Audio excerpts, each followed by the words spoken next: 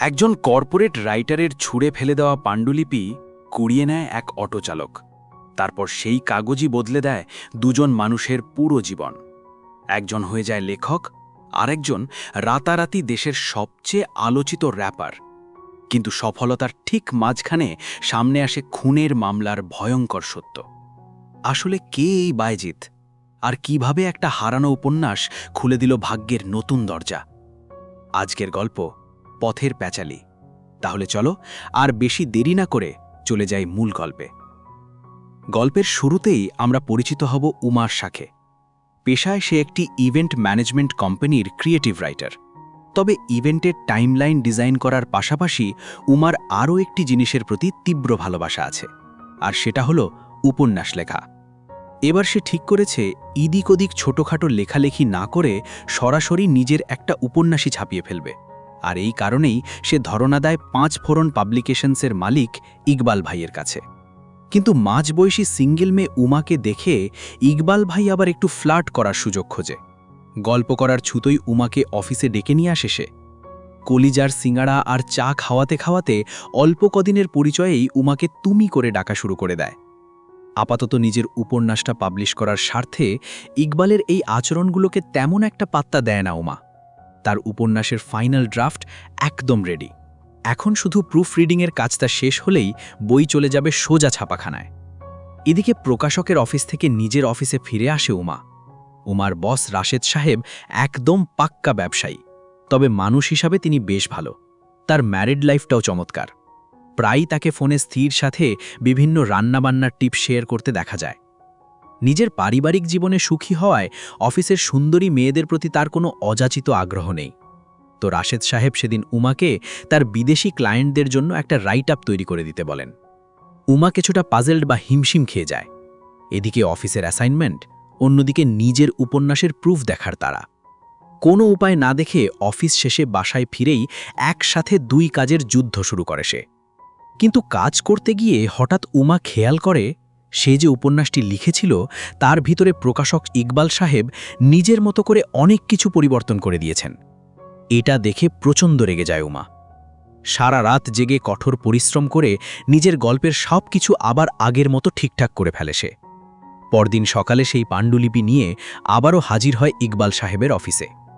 আসলে ইকবাল সাহেব উমার উপন্যাসের ভেতরে কিছু সস্তা ও চটুল বিষয় ঢুকিয়ে দিয়েছিলেন।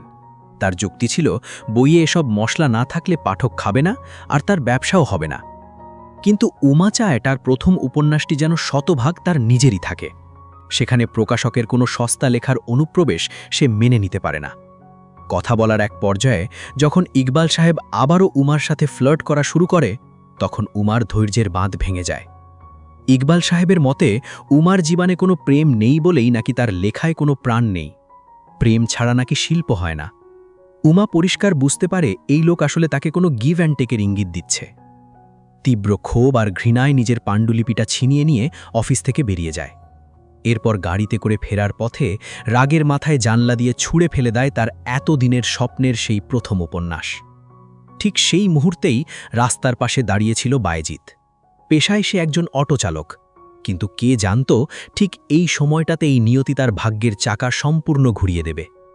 উমা ছুঁড়ে ফেলে দেওয়া সেই উপন্যাসের পাণ্ডুলিপিটি কুড়িয়ে নেয় বায়েজিদ। আর এখান থেকেই গল্প মোড় নেয় এক নতুন দিকে। অন্য কোনো সাধারণ রিকশাওয়ালা হলে হয়তো রাস্তা থেকে কুড়িয়ে পাওয়া এক গাধা কাগজের দিকে ফিরেও তাকাতো না। তবে বায়েজিদের ব্যাপারটা একদম আলাদা। সে শুধু একজন চালকই নয়, মনের দিক থেকে সে নিজেও একজন খাঁটি শিল্পী। তবে তার শিল্পটা মেহনতি মানুষের কথা বলে। সমাজের শ্রেণী বৈষম্য আর অন্যায়ের বিরুদ্ধে প্রতিবাদের গান লিখত সে, আর নিজের দল বল নিয়ে গাইয়ে বেড়াত র‍্যাপ সঙ্গীত। সেদিন রাতে ঘরে ফিরে হ্যারিকেনের আলোয় উমার পুরো উপন্যাসটা মন দিয়ে পড়ে ফেলে বায়েজিদ।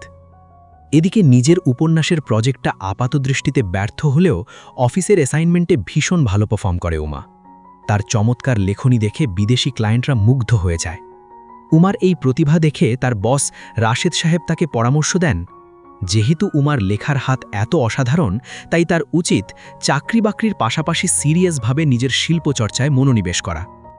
পরদিন সকালে যখন উমা তার মায়ের সঙ্গে ফোনে কথা বলছিল, ঠিক তখনই তার ফোনে একটা অজানা নাম্বার থেকে কল আসে। আসলে উমার উপন্যাসের পাণ্ডুলিপিতে তার ফোন নাম্বারটা লেখা ছিল, আর সেটা দেখেই ফোন করেছে বায়েজিদ। বায়েজিদ যখন উমাকে জানায় যে তার হারিয়ে যাওয়া পাণ্ডুলিপিটা পরম যত্নে তার কাছেই গচ্ছিত আছে, উমা যেন আকাশের চাঁদ হাতে পায়। বসের উৎসাহে সে ততক্ষণে মনে মনে সিদ্ধান্ত নিয়েই ফেলেছে যে নিজের ভেতরের সৃজনশীলতাকে সে কিছুতেই মরতে দেবে না। তাই আর এক মুহূর্ত দেরি না করে বায়েজিদের কাছ থেকে ঠিকানা নিয়ে নিজের প্রাণের চেয়েও প্রিয় পাণ্ডুলিপিটা আনতে উমা রওনা হয়ে যায় ঢাকার এক ঘিঞ্জি বস্তির দিকে। বায়েজিদের দেওয়া বস্তির ঠিকানায় পৌঁছে উমা অবাক হয়ে আবিষ্কার করে সম্পূর্ণ অন্য এক জগৎ। বায়েজিদ মূলত একটা রিকশা গ্যারেজের ছোট্ট ঘরে থাকত। উমা সেখানে গিয়ে দেখে বস্তির কিছু তরুণ ছেলেদের নিয়ে বায়েজিদ মেতে আছে অন্য এক নেশায়, আর সেটা হলো র্যাপ সঙ্গীতের নেশা। সমাজের অন্যায়ের বিরুদ্ধে বায়েজিদের র্যাপের সেই ধারালো সব কথা আর ছন্দের জাদু দেখে উমা এতটাই মুগ্ধ হয়ে যায় যে সে নিজের অজান্তেই তার পারফরমেন্সের কিছু ভিডিও ফোনে রেকর্ড করে ফেলে। গান শেষ হলে উমা যখন তার পাণ্ডুলিপি ফেরত চায়, বায়েজিদ অত্যন্ত বিনয়ের সাথে তা উমার হাতে তুলে দেয়। উমা প্রথমে ভেবেছিল একজন সাধারণ রিকশাওয়ালা হয়তো তার উপন্যাসের মর্ম বুঝবে না, কিংবা সেটা পড়েই দেখেনি। কিন্তু বায়েজিদের মুখে বইয়ের রিভিউ শুনে উমার রীতিমতো বনে যায়। বায়েজিদ যে শুধু বইটা পড়েছে তাই নয়, বইয়ের গভীর জীবনবোধ এবং মূল দর্শনটা তার মনকে গভীরভাবে স্পর্শ করেছে। বায়েজিদ উমাকে বলে, গল্পে দুঃখ আছে, প্রতারণা আছে, কিন্তু কোনো সস্তা প্রতিশোধের গল্প নেই।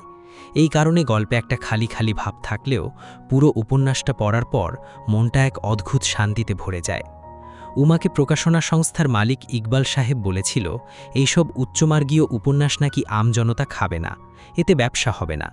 কিন্তু উমা যখন দেখল সমাজের তথাকথিত নিম্ন শ্রেণীর একজন মানুষ, যে কিনা পেটের দায়ে অটোরিকশা চালায়, সেও তার উপন্যাসের আসল মর্মটা এত সুন্দরভাবে উপলব্ধি করতে পারল, তখন লেখক হিসেবে নিজের প্রতি উমার আত্মবিশ্বাস যেমন বহুগুণ বেড়ে গেল, ঠিক তেমনি বায়েজিদের প্রতিও তার মনে এক গভীর শ্রদ্ধাবোধ তৈরি হল।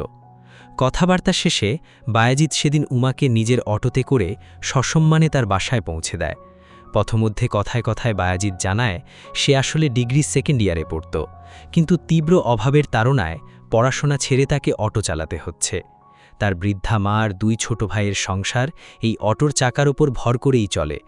উমাকে তার গন্তব্যে পৌঁছে দেবার পর যখন ভাড়া মেটানোর সময় আসে, তখন বায়েজিদ কোনো টাকা নিতে রাজি হয় না, কারণ উমার কাছে নাকি বড় নোট ছিল আর বায়েজিদের কাছে পর্যাপ্ত ভাঙতি ছিল না। বায়েজিদের এই সহজ সরল সততা উমার মনে গভীর দাগ কাটে। তবে হুট করে একজন রিকশা চালকের প্রতি উমার এই তীব্র মুগ্ধতা এবং বারবার তার প্রশংসা করাটা উমার ছোট বোনের মনে এক অন্যরকম খটকা বা ভাবনার জন্ম দেয়। তবে উমার ছোট বোন বায়েজিদের প্রতি উমার মুগ্ধতা দেখে ভাবনায় পড়লেও উমার মোবাইলে ধারণ করা বায়েজিদের র্যাপ গানটা শুনে সে নিজেই তার ভক্ত হয়ে যায়। বোনের এই উৎসাহ দেখে উমার দেরি করেনি।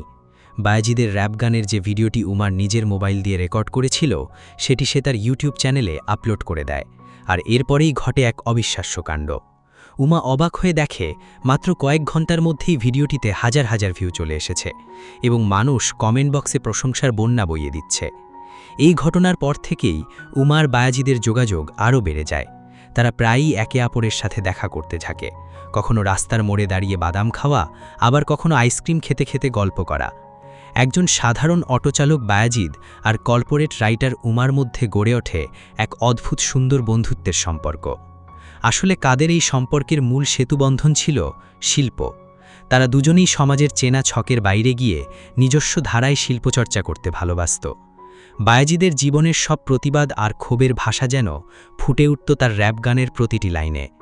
একদিন উমাকে বায়েজিদের সাথে এভাবে ঘুরতে দেখে ফেলেন উমার বস রাশেদ সাহেব। তবে তিনি বিষয়টিকে মোটেও নেতিবাচকভাবে নেননি, বরং বায়েজিদের এই অনন্য প্রতিভা নিয়ে তিনি ভীষণ আগ্রহী হয়ে ওঠেন। সেই সাথে উমার ক্রিয়েটিভ রাইটিংয়ের কারণে বিদেশি ক্লায়েন্টরা দারুণ খুশি হওয়ায় রাশেদ সাহেব উমাকে একটি বড় সারপ্রাইজ দেন। তিনি উমার লেখা উপন্যাসটি নিজের অর্থায়নে প্রকাশ করার সিদ্ধান্ত নেন। নিজের প্রথম বই আলোর মুখ দেখবে শুনে উমা ভীষণ উচ্ছ্বসিত হয়ে পড়ে। এদিকে বায়েজিদের সেই তুমুল জনপ্রিয় র্যাপ গানটির নাম ছিল ময়লা।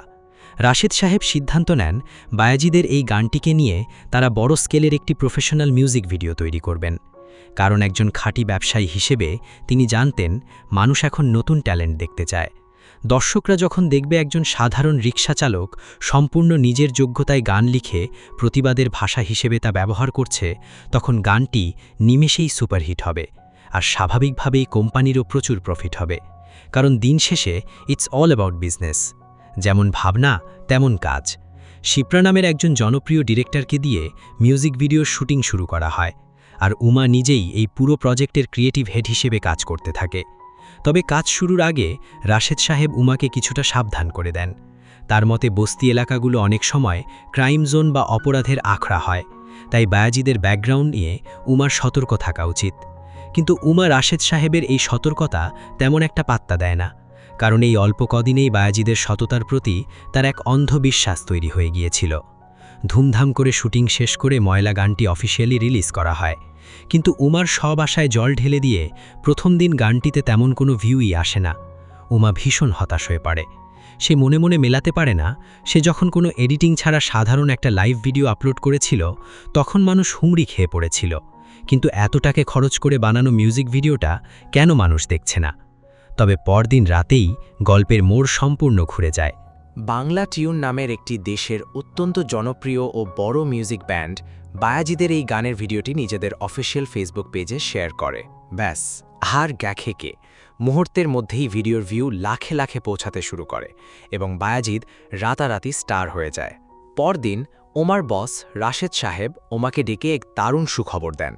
দেশের শীর্ষস্থানীয় ব্যান্ড বাংলা টিউন তাদের আগামী কনসার্টে বায়াজিদকে ফিচার করতে চায়, অর্থাৎ তাদের মূল গানের মাঝে বায়াজিদের গাপের অংশ রাখা হবে। কিন্তু সাফল্যের এই চূড়ান্ত মুহূর্তেই গল্পের নাটকীয় মোড় ঘটিয়ে এক বিশাল ছন্দপতন ঘটে। উমা যখন বায়াজিদকে এই অবিশ্বাস্য সুখবরগুলো জানানোর জন্য ফোন দেয়, তখন সে বায়াজিদের ফোন নাম্বারটি বন্ধ পায়।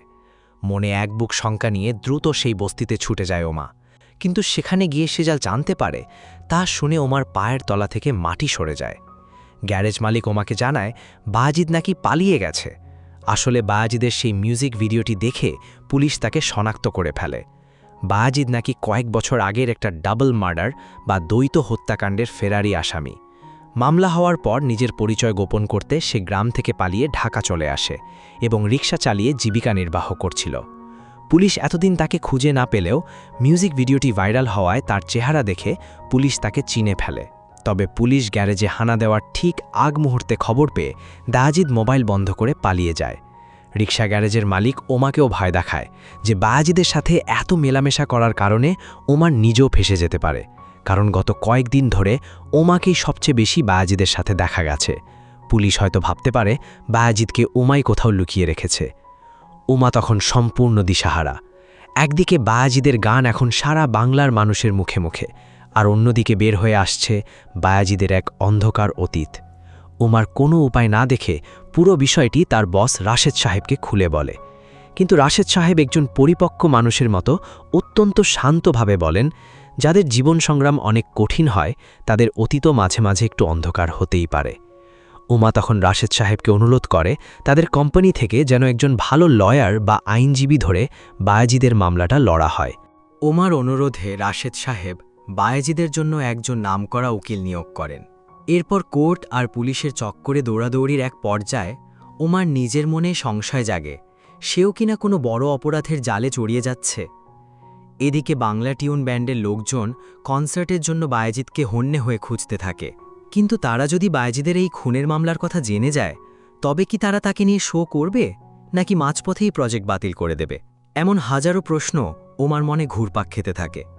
তবে শেষ পর্যন্ত আইনি লড়াইয়ের পর আসল সত্যটি বেরিয়ে আসে। দেখা যায় বায়াজিদ আসলে সেই খুনের সাথে মোটেও জড়িত ছিল না, বরং সে ছিল এক নোংরা রাজনৈতিক বা সামাজিক ষড়যন্ত্রের শিকার। কোর্টের করা আদেশে মামলাটির পুনঃতদন্ত করা হয়, আর তাতেই বেরিয়ে আসে যে প্রাথমিকভাবে ভুল করে বা প্রতিহিংসাবশত বায়াজিদকে খুনের মামলায় জড়ানো হয়েছিল। পুনঃতদন্তে চূড়ান্ত রিপোর্টে বায়াজিদের নাম আসামির তালিকা থেকে সম্পূর্ণ বাদ দেওয়া হয় এবং সে কলঙ্কহীনভাবে মুক্তি পায়। তবে এই ঘটনা আমাদের দেশের এক নির্মম বাস্তবতাকে আঙুল দিয়ে দেখিয়ে দেয়। আজকাল কোনো বিষয় ভাইরাল হলে তবেই যেন মানুষ সুবিচার পায়, আর ভাইরাল না হলে সাধারণ মানুষের কান্না আড়ালেই থেকে যায়। বায়াজিদের সেই ভিডিওটি যদি রাতারাতি ভাইরাল না হতো, সে যদি এত জনপ্রিয় না হতো, তবে কি প্রশাসন এই মামলা পুনঃতদন্ত করত? সে কি কোনোদিন এই মিথ্যে মামলা থেকে মুক্তি পেত? এই প্রশ্নটা কিন্তু থেকেই যায়। কিছুদিন পর সব ঝড়ঝাপটা পেরিয়ে উমার সেই প্রথম স্বপ্নের উপন্যাসটি অবশেষে প্রকাশিত হয়। নিজের লেখা নতুন বই হাতে নিয়ে উমা যখন বসেছিল, ঠিক তখনই তার ফোনে আবারও একটি অচেনা নাম্বার থেকে কল আসে। ফোন রিসিভ করতেই ওপাশ থেকে ভেসে আসে এক চেনা কণ্ঠ। হ্যাঁ, কলটি করেছিল বায়াজিদ। বায়াজিদ কিন্তু তখনও জানত না যে সে মামলা থেকে আইনগতভাবে সম্পূর্ণ মুক্তি পেয়ে গেছে। পুলিশের ভয়ে মোবাইল ফোন অফ করে সম্পূর্ণ নেটওয়ার্কের বাইরে এক প্রত্যন্ত জায়গায় সে লুকিয়েছিল। সে মূলত উমাকে ফোন করেছিল কেবল একটি কারণে, হঠাৎ করে উমাকে কিছু না বলে এভাবে চলে যাওয়ার জন্য ক্ষমা চাইতে। তবে উমা শুধু ফোনেই সীমাবদ্ধ থাকেনি। সে নিজে গিয়ে বায়াজিদের সঙ্গে দেখা করে এবং তাকে আইনি মুক্তি ও সফলতার সব খবর জানায়। বায়াজিদ যে নিজের ভাগ্যকেই বিশ্বাস করতে পারছিল না। কিছুদিন আগেও যে ছিল খুনের মামলার ফেরারি আসামি, আজ তার নামে কোনো মামলাই নেই। উল্টো দেশের এত বড় একটা ব্যান্ড তাকে অফার করছে নিজেদের সঙ্গে শো করার জন্য। আনন্দে আত্মহারা বায়াজিদ উমাকে তার অন্তরের অন্তঃস্থল থেকে ধন্যবাদ জানায়। উমাও হাসি মুখে তার সদ্য প্রকাশিত উপন্যাসের একটি কপি বায়াজিদকে উপহার দেয়। বইটির উৎসর্গ পাতায় বড় বড় অক্ষরে লেখা ছিল, আমার পথের গায়েন বায়াজিদকে উৎসর্গ করলাম। উমা তখন বায়াজিদকে অনুরোধ করে তার জীবনের প্রথম কনসার্টে যেন উমাকেই প্রধান অতিথি হিসাবে দাওয়াত করা হয়। হাজার হাজার দর্শকের চিৎকারে মুখরিত সেই জমকালো কনসার্টের মঞ্চে দাঁড়িয়ে বায়াজিদের চোখ দুটো ভিড়ের মাঝে ঠিকই খুঁজে নেবে তার উমাকে। সমাজের দুই প্রান্তের দুজন প্রতিভাবান মানুষ আজ শুধু সফলই নয়, বরং তারা একে অপরের স্বপ্নের সারথি হয়ে একজন সত্যিকারের শিল্পী হিসাবে উদ্ভাসিত হয়েছে। আর এখানেই শেষ হয় এই অসাধারণ গল্পটি।